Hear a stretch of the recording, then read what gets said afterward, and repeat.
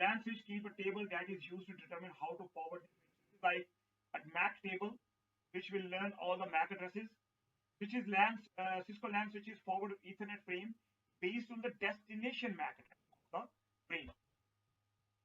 So let's say there is a PC A and PC B.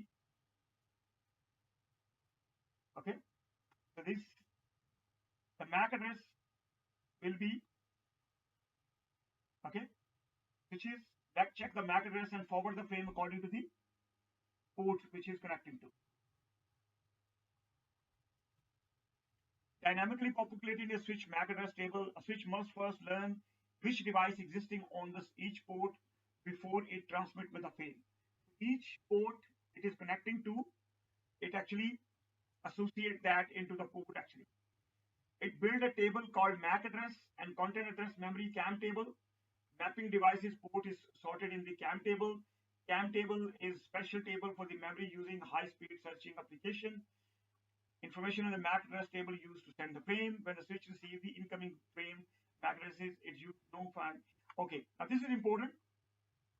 If switch found that no MAC address is associated with the CAM table, mean to any port actually, let's say we have 4 ports in one switch, that MAC address will be associated with this port or this port.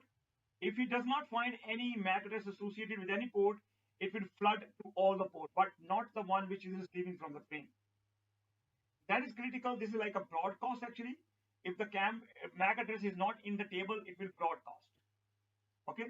Router reversely work in parallel to that. Router will say, if I cannot find anything in the routing table, I will discard it. But what the switch is doing, this is how the switch learns the MAC address from the other devices. And this is we discussed in at the time of collision and broadcast domain.